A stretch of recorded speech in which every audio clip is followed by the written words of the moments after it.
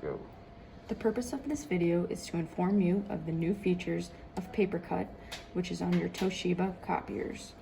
In order to get to the print release aspect of the Papercut, you would take your ID badge and tap it on the sensor located on the left-hand side of the copier. This then brings you to the print release function. In order to release any of your print jobs, they would be selected right here. You can select each print job and press print in order to release any of these jobs. If for some reason you may want a job deleted, you would select your print job and press the trash can located in the lower right-hand corner. This home button will bring you to the main screen of Papercut, which would then give you the options for print release, copy, and scanning. If you needed to make any copies, you would select this button and it would bring you to the main copy screen. It shows you the copier and it will always tell you if you're running low on paper. In order to change the number of sets of your copies, it would be located in the upper right-hand corner. You also have the option for zoom. This is where you can reduce and enlarge any of your copies. You can go from ledger to letter and it will automatically do the percentage for you. In order to reset it back to the default settings, you would press this yellow function clear button, which would then bring you back to this main copy screen. Finishing is where you can find your sorting, your grouping, your rotate sorting, and your stapling. You can sort any of your copies, you can group your copies, and you can also rotate sort your copies.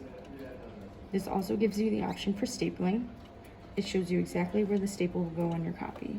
In the upper left, the upper right, the middle left, which would be a double staple, and the center top, which would be a double staple as well. One-to-one simplex. Just remember, on the left-hand side is your original, and on the right-hand side is what you want to end up to be. One-to-one is if your original is just a couple separate pages and you want your copy to be a couple separate pages. 1-to-2 is if your original is a couple separate pages and you want your copy to be front-sided and back-sided. 2-to-2 is if your original is front-sided and back-sided and you want your copy to be front-sided and back-sided. 2-to-1 split is if your original is front-sided and back-sided and you want your copy to be two separate pages. You can also copy a book. You would place it on the glass in the upper left-hand corner and it would copy both pages and do its best to get rid of the margin in the center.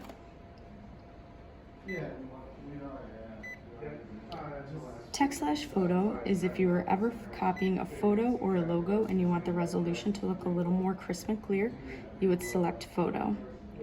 Also, you have the option for image smoothing. If you were ever to copy an image that may be slightly fuzzy, it would try to smoothen that copy out for you. It's going to be defaulted at text/photo to kind of give you the best of both worlds. This copier is defaulted to copy in black and white, but you also have the option to copy in color or full color. This button right here is if your original was a little too dark or too light, you have the option to darken it and lighten it. It's set at auto to capture the original the exact same way. And this red button is your stop button. If you ever find yourself that you messed up, just press this button once. In order to get back to the main Papercut screen, you would press this one button. This is where we can go over your scanning. To scan, it's going to prompt you to scan to your email or a file folder. If we wanted to scan to email, your email address is already populated into the system, and to change the settings of your scans would be right here. You have the option to scan single-sided or double-sided, change the orientation, the paper size, the file type, the resolution, and the color. Now if I bring you back, you also have the option to scan to a file folder, which they are all located right in here. You can select a file, and this will also show you exactly the file name and the destination it will be going to, and you can change the settings right here.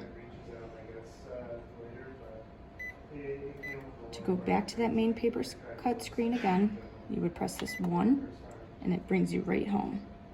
In order to log yourself out, you can either press in the upper right-hand corner, or you can tap this little guy with the key, and it will log you right out of the system.